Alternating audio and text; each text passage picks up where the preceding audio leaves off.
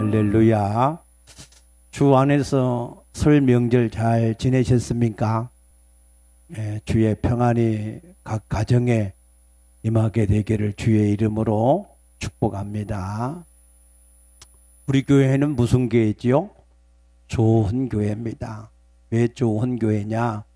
에베소서 4장 3절 말씀 보게 되면은 성령이 하나 되게 하신 것을 힘써서 지키라 있습니다. 그런데 고린도 교회 같은 경우에는 세례를 누구한테 받았느냐 하는 것 때문에 나는 아볼로파다, 게바파다 각각 4분 5율이 되어져서 서로 나누어졌던 일을 기록하고 있습니다.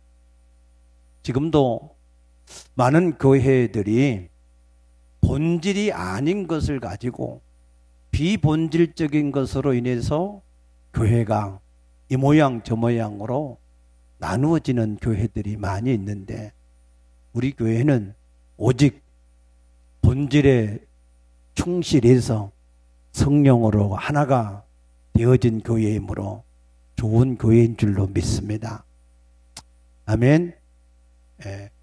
중세 봉건 사회 이후로 세계의 돈이 어디에 쏠리느냐, 어디로 투자되느냐 하는 것을 산업이다 했습니다. 그래서 1744년에 1차 산업이 시작되었는데 봉건주의 사회에서는 농수산업이 인력으로 농사짓고 하는 일들이 생활의 전부였는데 증기 기관차가 발견이 되어지므로 모든 사람이 하던 것이 이제는 사람이 노를 저어서 다니던 배가 증기로 움직이게 되어지고 열차도 움직이게 되어지므로 산업이 급속도로 발전이 되었습니다.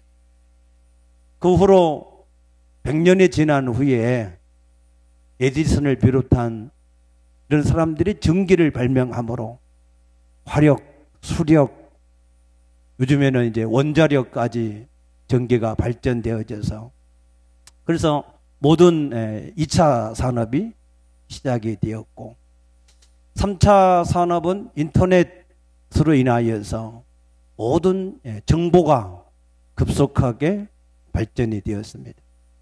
저도 학교 다닐 때에 기독교 백과 대사전이라 해가지고 한 권이 이렇게 두껍습니다. 16권짜리 이 지를 사가지고 다녔는데 지금까지 몇십 년 동안 그 이사 다닐 때마다 그거 이렇게 가지고 다니라고 힘들었는데 요즘에는 백과사전을 볼 필요가 없습니다. 요즘에는 인터넷 안에 들어가 보면 세계 모든 도서관, 모든 정보 자료들이 다 있기 때문에 엄청난 이 속도로 정보가 공유화되고 있습니다. 거기에 이제 요즘에 계속 말하는 4차 산업, 4차 산업을 AI, 인공지능 사업이라 하는데 이 인공지능 사업이 이제 상용화가 되어지면은 앞으로 전 세계의 모든 직업의 판도가 굉장히 많이 바뀔 것을 예고를 하고 있습니다. 지금은 우리나라에서도 인기 있는 직업군이 금융, 법률, 의료 이런 것들에 상당히 인기가 있고 많은 학생들이 그쪽 분야에 공부를 하려고 하는 사람들이 많습니다. 그런데 이 4차 산업이 점점 이제 활성화되어지면 그런 이 인기 종목의 직업군들이 바뀐다는 겁니다. 그래서 작년 한 해만 해도 우리나라 5대 은행에서 남긴 이 흑자가 15조 원입니다. 어떤 해보다도 많은 흑자를 남겼습니다. 그런데 그 은행원들 중에서 약 2,500명을 희망퇴직이라고 하는 이유로 공고사직을 해서 그들이 은행을 떠나게 되었습니다. 앞으로 더 많은 이제 은행원들이 줄어들게 되겠지요. 또 병원에서는 옛날에는 이제 뭐 특진, 이 진료나 수술을 이렇게 뭐 특진이라고 하는 그러한 이름으로 교수들한테 받았는데, 요즘에는 수술을 받아도 유명한 교수보다는 이제 로봇에 의해서 수술을 받는 비용이 더 정확하다 해서 더 비용을 비싸게 받고 있습니다. 사람들이 전부 다 그 로봇 수술을 받으려고 대기를 하고 있습니다. 또 우리가 이세돌 같은 바둑, 우리나라 최고의 고수인데, 그도 AI에 의해서 5번 붙어서 4번 지고 겨우 1번 이겼습니다. 겨우 1번 이긴 것도 그것도 실력이 뛰어나서가 아니라 변수를 써서 그래요. 이 AI가 9단 정도의 실력을 가지고 모든 자료가 있다는 것을 알고, 바둑은 18급에서부터 9단까지 그런 27등급의 이게 단계가 있는데, 이 18급 수준으로 두면 그러면 얘가 당황할 것이다. 근데 그게 적중해가지고 한 판 이겼어요. 근데 다음에 중국의 최고의 이 바둑 기사하고 뒀는데, 그 중국의 바둑 기사가 한 번도 이기지를 못했습니다. 앞으로도 이세돌이도 이기지 못할 것이 분명할 겁니다. 이처럼 이 4차 산업이 우리에게 점점 실용화되어지면 많은 변수들이 나타날 겁니다. 대학을 진학할 때는 이런 종목들이 인기가 있어서 그러한 것을 전공하기 위해서 진학을 했지만, 4년이 지난 후에는 그러한 인기 있던 그러한 직업 종목들이 완전히 바뀌게 되는 그런 일들도 나타나게 될 것입니다. 그래서 우리가 우리 자녀들을 공부를 시킬 때에 지금 당장에 인기가 있는 그러한 직업군보다는 앞으로 어떤 분야에가 더 세상에 관심이 되어지고 발전이 될 것인가 하는 것들을 우리가 잘 정보를 빨리 입수해서 그래서 공부를 지도를 해야 될 것입니다. 그 다음에는 이제 5차 산업으로 바이오 산업이 이제 활성화될 것을 지금 예측하고 있습니다. 옛날에 배아줄기 세포 한번 우리나라에서 했다가 이게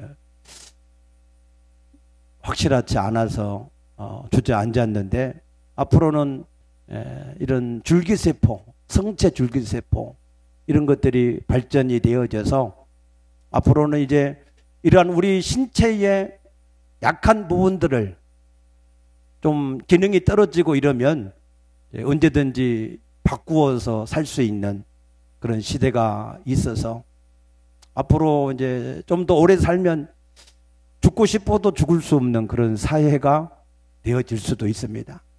그때까지 다 사시게 되시기를 축복합니다. 근데 빨리 죽어야 그게 또 후손들한테는 좋기도 해요. 그 다음에는 이제 6차 산업으로 다시 농업사회.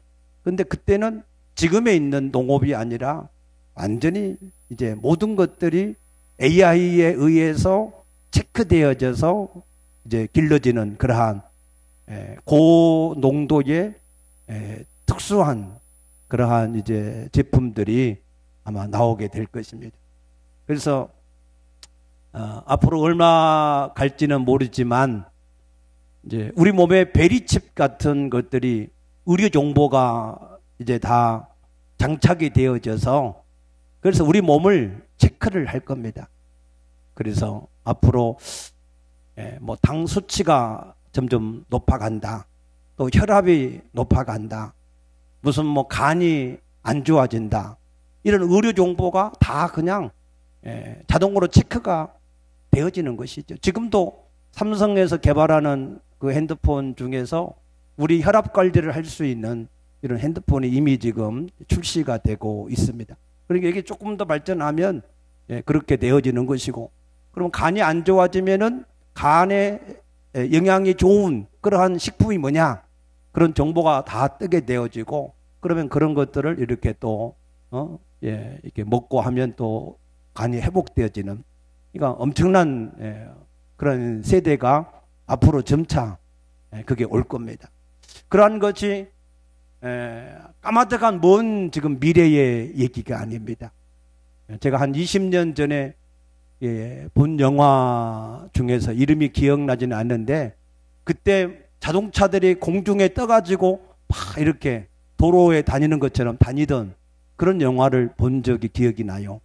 그런데 지금 그게 앞으로 우리나라도 2025년 되면은 인천공항에서 서울역까지 15분이면 이렇게 올 수 있는 그런 이 자동차들이 개발이 됩니다. 그러면은 지금 우리가 모든 건물을 지을 때에 다 주차장을 어디다 지어요? 지하에다 다 짓는데, 앞으로는 그런 개념이 또 바뀌어야 돼요. 이제 공중에 날아다니는 차를 타고 다니니까 옥상에다가 주차장을 이렇게 할 수 있는 이런 건물 구조들도 바뀌게 되는 이런 일들이 나타나게 될 것입니다. 그래서 이 세상은 우리가 따라갈 수 없을 만큼, 우리가 정말로 이게 요즘에는 핸드폰도 기능이 하도 업그레이드가 많이 되고 여러 가지 막 이런 게 되다 보니까 다 못 따라가요. 경기도에서 주는 뭐 무슨 재난지원금 그런 것도 이게 받으려고 그러면은 내 실력으로 못 받아요. 우리 아들한테 이거 어떻게 받는지 좀 받아라. 그래서 교우받고 그렇게 살아갑니다. 지금 세상이 지금 그렇게 우리가 상상할 수 없는 그러한 일들로 변화가 되고 있습니다. 그런데 이러한 세상이 아무리 급속하게 바뀌고 또 바뀐다고 할지라도 이 세상의 모든 일들은 하나님의 절대 주권 아래에 있음을 믿으시기 바랍니다.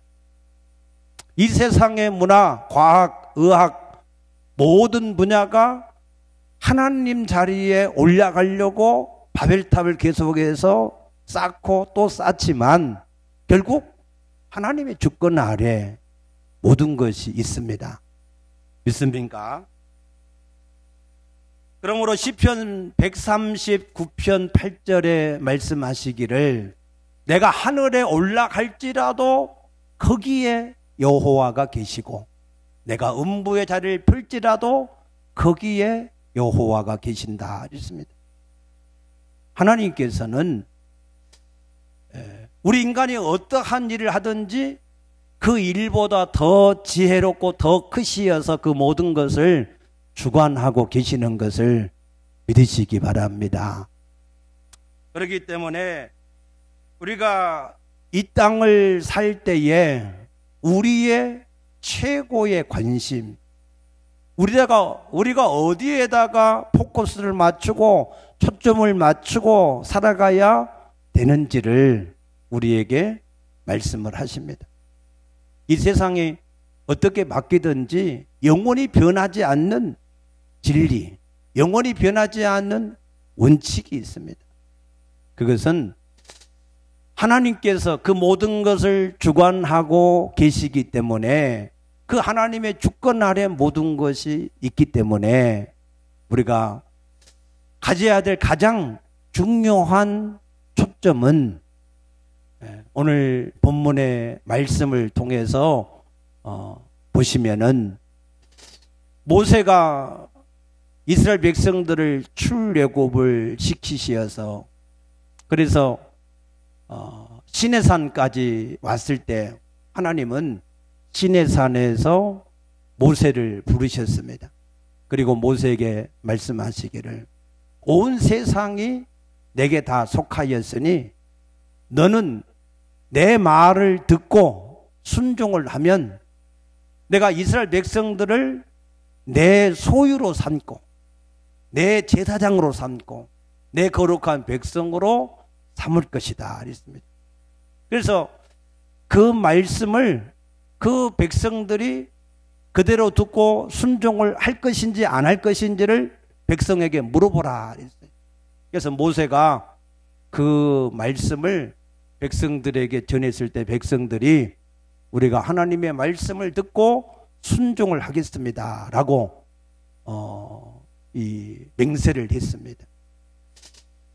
그래서 모세가 그 말씀을 하나님 앞에 가서 말씀을 드렸을 때 하나님이 이제 그 모세를 에게 그 백성들을 가르치고 또 그들에게 양육할 수 있는 계명과 율법이 새겨진 돌판을 만들어 주겠다 그랬습니다.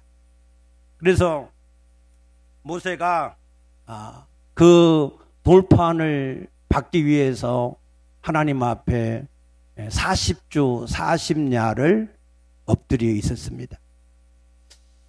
그런데 그 때에 그 이스라엘 백성들은 산 아래에 있으면서 모세를 기다리는데 이게 빨리 안 내려오는 거예요.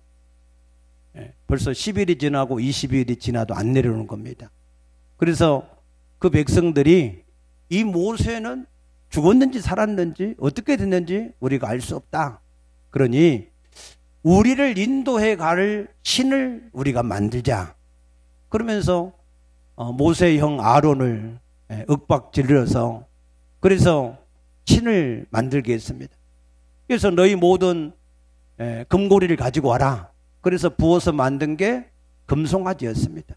그래서 금송아지를 만들어 놓고 그들이 그 앞에다가 번제와 화목제를 드리면서 이것이 우리를 애굽에서 인도해낸 신이다. 그러면서 그 앞에 노래하고 춤을 추고 그렇게 지냈습니다. 그것을 보셨던 하나님이 모세를 불러서 내 백성이 내 말을 속히 떠나고 자기들을 위하여서 우상을 만들고 그 앞에서 엎드려서 예배하고 섬기고 있으니 내가 저 백성들을 완전히 다 진멸을 하겠다 그랬어요. 완전히 다 멸하고 너로 다시 새 큰 민족을 만들어 주겠다 그랬습니다. 그때에 모세가 하나님 앞에 엎드렸습니다. 하나님, 저 애굽의 사람들에게 하나님께서 그 백성을 산으로 데려가서 죽이려고 인도해냈다고 하는 그런 말을 하게 하시면 되겠습니까? 또 아브라함과 이삭과 야곱에게 약속하시기를 이 백성을 하늘의 별과 같이 많게 하고 이 백성에게 이 땅을 그들에게 영원히 주어서 살게 하리라고 약속하셨는데 그 약속은 어떻게 하겠습니까? 라고 하나님 앞에 중보 기도했습니다. 그때 하나님이 그 백성을 멸하려고 하는 뜻을 돌이켰습니다.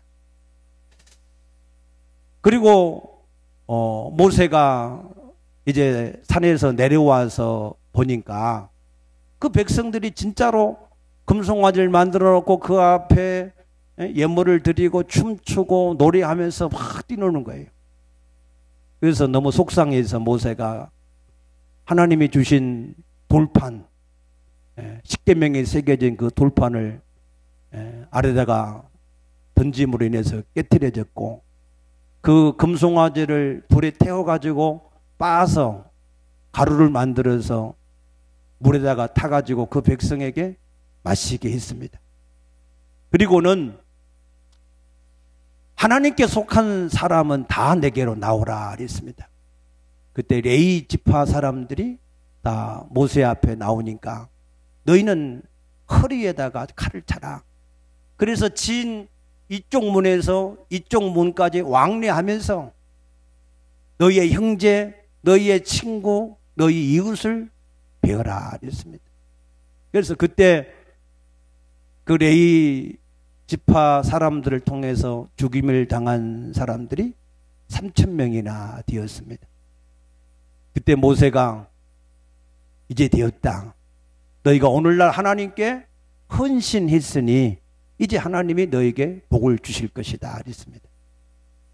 이거는 무엇과 같으냐 하면 민수기 25장 11절에 보게 되면 이스라엘 백성들이 모압의 발락의 꾀에 빠져서 모압 여인들하고 음행을 할 때 그때 아론의 손자 비느하스가 그 모압 여인과 함께 자기의 천막으로 들어가던 이스라엘 남자를 보고 쫓아 들어가서 창으로 그 남녀를 찔러서 죽였습니다. 그럴 때에 그 땅에 시작되었던 전염병, 연병이 24,000명이나 죽게 만들었는데 그 일로 인하여서 전염병이 거기에서 그치고 그 백성이 더 이상 죽임을 당하지 않는 그 일과 같은 것입니다. 그래서 모세가 다시 하나님 앞에 올라가서 기도합니다. 하나님, 이 백성의 죄를 용서해 주십시오. 만약에 이 백성의 죄를 용서를 하지 아니하시려거든 내 이름을 하나님이 기록해 놓은 그 책에서, 생명책에서 내 이름을 지워버려 주십시오. 자기의 생명책에 기록된 이름을 걸고 하나님 앞에 정말로 간절하게 기도했습니다. 그때 하나님은 모세에게 출애굽기 32장 34절에 보게 되면 이제 가서 내가 내게 말한 곳으로 백성을 인도하라. 내 사자가 내 앞서 가리라 그랬습니다.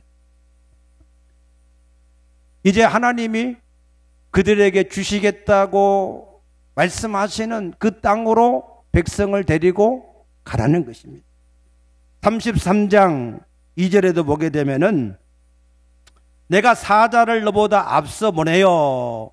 가나안 사람과 아모리 사람과 헷 사람과 브리스 사람과 히위 사람과 여부 사람을 쫓아내고 너희를 적과 꿀이 흐르는 땅에 이르게 하려니와.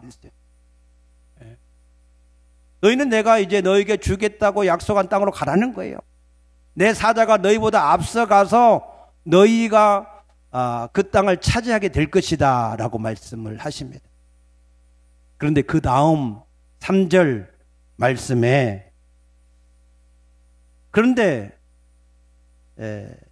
나는 너희와 함께 올라가지 아니하리니 그랬습니다. 하나님은 가시지 않겠다 하는 겁니다. 여기에서 우리가 중요한 비밀을 우리가 하나 발견할 수 있습니다. 자, 우리가 하나님 앞에 어떠한 잘못을 해서 죄를 범했을 때 우리가 하나님 앞에 회개 기도하면 하나님이 우리에게 쏟고자 했던 그 진노를 쏟지 않고 긍휼히 여겨서 용서를 하실 수도 있습니다. 또 우리가 하나님 앞에 우리의 마음에 소원하는 것을 무엇인가를 구하면 그 소원하는 것을 우리가 얻을 수도 있습니다.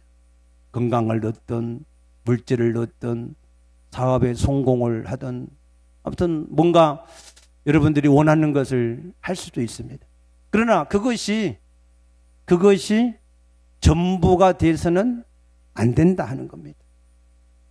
모세는 지금 하나님이 그 백성에게 당장에 진노를 쏟지 않고 그들이 가고자 하는 가나안 땅에 들어가는 그것으로서 이게 모든 문제가 해결되었다 그렇게 보지 않은 겁니다. 모세는 하나님 앞에 12절에 이렇게 기도합니다. 모세가 여호와께 아뢰되 보시옵소서 주께서 내게 이 백성을 인도하여 올라가라 하시면서 나와 함께 보낼 자를 내게 지시하지 아니하시나이다 그랬습니다. 지금 이 백성을 데리고 가라고 하시면서 하나님이 친히 함께 가시겠다 하는 말씀을 왜 하지 않으십니까? 그 얘기를 지금 하는 것입니다. 하나님이 그 백성에게 진노를 쏟지 않겠다. 그 백성이 원하는 대로 그 땅에 보내겠다. 하나님의 사자도 함께 보내주겠다. 그렇게 다 하셨지만 그러나 모세의 가장 큰 관심은 하나님이 직접 함께 해 달라는 것입니다. 오늘날 우리가 이 사실을 깨닫게 될 수 있게 되기를 축복합니다.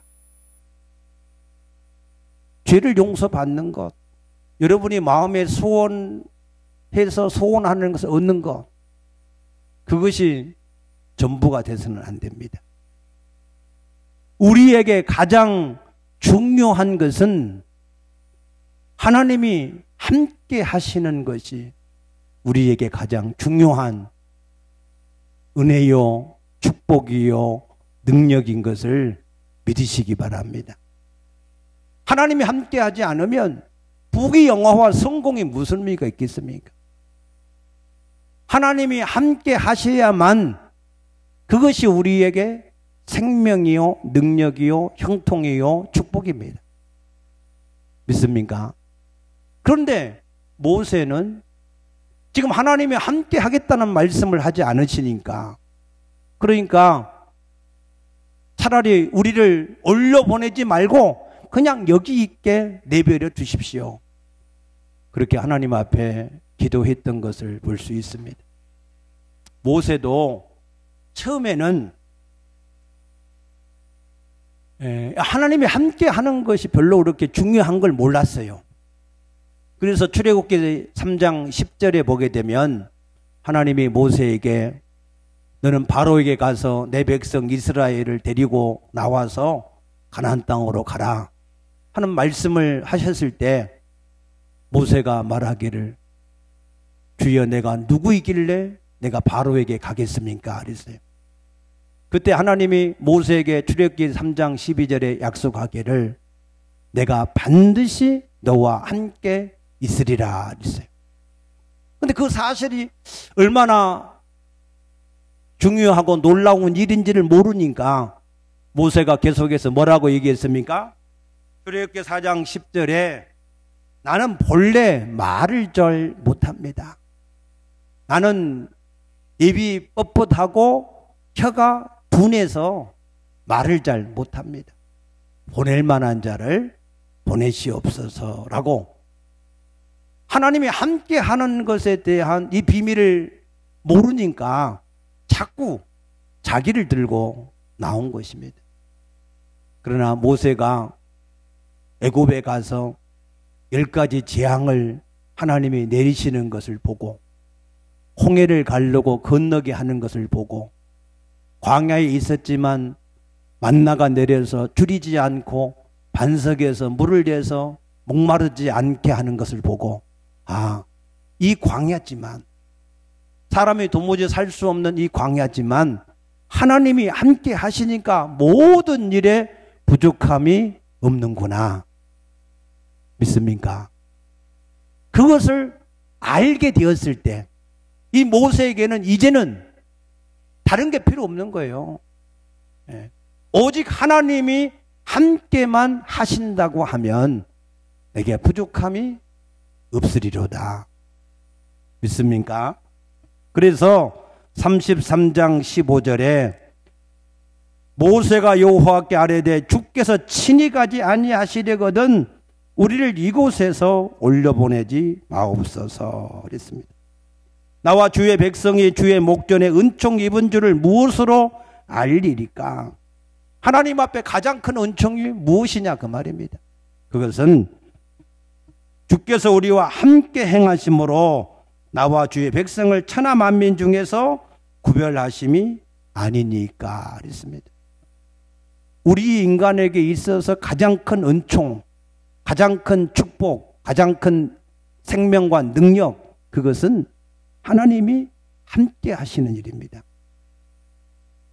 하나님이 함께 하시면 거기에는 사막이든 아니면은 사망의 음침한 골짜기든 아니면은 어떠한 환경이든지 상관이 없이 그 모든 것을 능히 이기고 승리하게 될 줄로 믿으시기 바랍니다. 그래서 창세기 39장 9절에 보게 되면은 요셉도 보디발의 아내가 그렇게 동침하자고 유혹을 할 때에도 내가 어찌 하나님 앞에 큰 죄를 짓겠느냐. 하나님이 나와 함께 하심으로 내가 형통한 자가 되었는데 내가 하나님 앞에 죄를 지어서 하나님이 함께 하지 않으면 내가 어떻게 되겠느냐. 그래서 하나님이 나와 함께 하는 것을 가장 중요하게 여기기 때문에 그래서 동침을 안 했다 그랬어요. 사무엘상 26장 에도 보게 되면은 사도 다윗이 사울을 죽일 수 있는 기회가 그에게 2번씩이나 있었지만 사울을 죽이지 않습니다. 왜? 하나님이 자기와 함께 하셔야 내가 부족함이 없을 텐데 내가 하나님의 기름 부은 자를 괜히 건드려서 그래서 하나님이 나와 함께 하지 않으면 그러면 내가 어떻게 되겠느냐 해서 이 사울 왕을 2번씩이나 살려준 걸 볼 수 있습니다. 사도 바울도 고린도전서 2장 3, 4절 말씀 보게 되면은 내가 심히 약하고 두려워하고 떨었다. 왜 심히 약하고 두려워하고 떨었습니까? 건강 때문에 물질이나 사람 때문에 아닙니다. 하나님께서 내가 하는 일에 함께 하지 않으면 내가 어떻게 될 것인가. 내 지혜로운 말이나 이게 능력 이런 것은 아무것도 아니라는 거예요. 내가 하는 일에 하나님께서 함께 해 주셔야만 내가 비록 말을 못하는 사람이라 할지라도 하나님이 함께만 하시면 그러면은 능히 하나님이 원하시는 일이 이루어질 수 있기 때문에 그것 때문에 가장 두려워하고 떨며 염려했다 그랬습니다. 여러분 진실로 우리가 두려워하고 떨며 우리가 관심을 가지고 살펴야 될 것은 다른 것이 아닙니다. 오직 하나님이 지금 나와 함께 하시느냐 믿습니까? 이 모세는 얼마나 하나님이 함께 하시는 것을 사모했던지 하나님이 내가 친히 함께 가겠다. 너를 쉬게 하겠다. 그렇게 말씀하셔도 하나님 앞에 또 구합니다. 33장 18절에 보면은 모세가 이르되 원하건대 주의 영광을 내게 보이셔서 그랬어요. 주의 영광을 내게 나타내 주십시오. 지금 나와 함께 하심을 지금 내게 알 수 있도록 나타내 달라. 그렇게 다시 한번 하나님 앞에 구했다 그랬습니다. 예수님도 이 땅에 계실 때 가장 큰 관심, 그것은 요한복음 8장 29절에 이렇게 말씀했습니다. 나를 보내신 이가 나와 함께 하시도다. 내가 그의 기뻐하시는 일을 행함으로 그가 나를 혼자 두지 아니하셨도다 그랬습니다. 예수님은 이 땅에서 아버지가 보내신 사명을 감당할 때에 오직 하나님이 자기와 함께 하시도록 하기 위해서 하나님이 기뻐하시는 일만 골라서 했다는 겁니다. 아멘입니까? 그만큼 하나님이 함께 하는 것 임마누엘이 중요하다 그 이야기입니다. 그러면 우리가 이 땅에서 어떻게 살 때에 하나님이 우리와 함께 하시겠다고 약속하셨습니까? 첫째는 우리가 예수님을 주인으로 영접해서 섬길 때 요한복음 14장 16절에 내가 아버지께 구하겠으니 또 다른 보혜사를 너에게 주어서 영원히 너희와 함께 있게 하시리라 했습니다. 우리가 예수님을 영접할 때 하나님이 성령으로 우리 가운데 계셔서 영원히 함께 하시는 것을 믿으시기 바랍니다. 히브리 13장 5절에서는 너희가 돈을 사랑하지 말고 있는 바를 족한 줄로 알라. 내가 너를 버리지 아니하고 떠나지 아니하리라고 약속을 하셨습니다.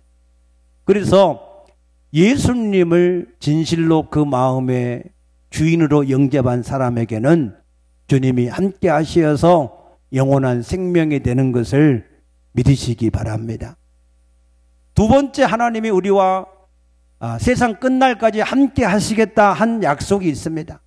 그 약속은 마태복음 28장 19절 20절에 보게 되면은 너희는 가서 모든 족속으로 제자를 삼으라. 세상 끝날까지 내가 너희와 항상 함께 있으리라 라고 약속하셨습니다. 그래서 여러분, 예수님을 주인으로 진실로 영접을 해서 주인으로 섬기는 사람은 그것으로 끝나면 안 됩니다. 내가 예수를 주와 그리스도로 세상에 증거하는 증인을 위해서, 그 목적을 위해서 내가 살겠다 하는 삶을 살게 되시기를 축복합니다. 그래야 하나님이 함께 하신다라고 약속을 하신 겁니다. 세 번째로는 역대하 16장 9절에 보게 되면은 여호와의 눈은 온 땅을 감찰하십니다. 두루 감찰하십니다. 그리고 전심으로 자기를 찾고 찾는 자들에게 능력을 베푸신다 했습니다. 믿습니까? 하나님을 순간순간 의지하는 사람. 여호사밧은 150만의 군대를 가지고 있어도 그 연합군들을 대적할 때 주여 나는 이 큰 무리를 어떻게 감당할 수도 없고 능력도 없고 방법도 모르고 오직 주님만 바라봅니다 그랬어요. 그럴 때 하나님은 여호사밧의 군대가 아닌 하나님의 군대로 그 연합군을 자기들끼리 서로 대적이 되어서 자멸을 하게 만들어서 큰 승리로 함께하게 하신 것을 믿으시기 바랍니다. 우리가 하나님을 정말로 의지할 때 히스기야 왕이 자기의 죽을 병을 알고 그 얼굴을 벽으로 향하고 하나님만을 구할 때 하나님은 그의 생명을 15년 동안이나 연장을 하셨습니다. 하나님은 세상에 의사가 안 된다고 하는 것들, 세상에 약이 없다고 하는 것들, 세상에 방법이 없다고 하는 것들, 세상에 법으로 안 된다고 하는 것들, 그 어떤 것이라고 할지라도 하나님이 하시면 그 모든 것을 하게 될 줄로 믿으시기 바랍니다. 그래서 우리에게 있어서 가장 중요한 것, 우리가 관심을 가지고 항상 체크하고 확인을 해야 될 것은 하나님이 지금 나와 함께 하시느냐, 하나님이 지금 내가 하고자 하는 일에 하나님이 함께 하실 것이냐 믿습니까? 거기에 관심을 가져야 돼요. 세상이 6차가 아니라 수십 차로 세상에 바뀌고 변화가 된다 할지라도 하나님은 어제나 오늘이나 동일하신 하나님이시고 이 세상의 모든 일에 주권은 하나님께 있고, 그래서 하나님이 함께 하시면 그러면 어떠한 세상을 만나도 우리가 부족함이 없을 줄로 믿습니다. 이것은 창세기 1장에 하나님이 이미 말씀하셨습니다. 나무는 흙에서만 살아야 된다. 아멘입니까? 물고기는 물속에서만 살아야 된다. 아멘입니까? 우리 인간은 하나님하고만 살아야 돼요.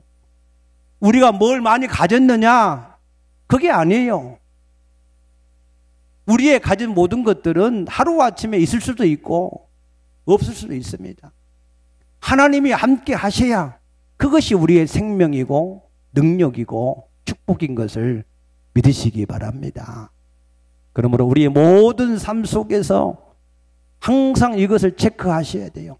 하나님이 지금 나와 함께 하시느냐? 하나님이 내가 앞으로 하고자 하는 일에도 함께 하실 것이냐? 그걸 늘 체크를 하고 거기에 하나님이 함께 하시는 은혜를 우리에게 주실 때 우리가 평안하고 안전하고 우리가 쉼을 얻게 될 줄로 믿으시기 바랍니다. 2021년도 벌써 이제 신정도 지나고 구정도 지나고 이제 추위도 다 지나간 것 같습니다. 여러분 새로 이제 봄 기운에 따라서 이 믿음이 하나님이 항상 함께 하시는 그러한 믿음이 되어질 수 있게 되기를 축복합니다. 그것에 관심을 가지고 체크하시기 바랍니다. 하나님을 주인으로 섬기시기 바랍니다. 예수의 증인이 되시기를 축복합니다. 하나님만 의지하게 되시기 바랍니다. 하나님은 그런 자에게 항상 함께 하시겠다 약속하셨습니다. 기도하겠습니다.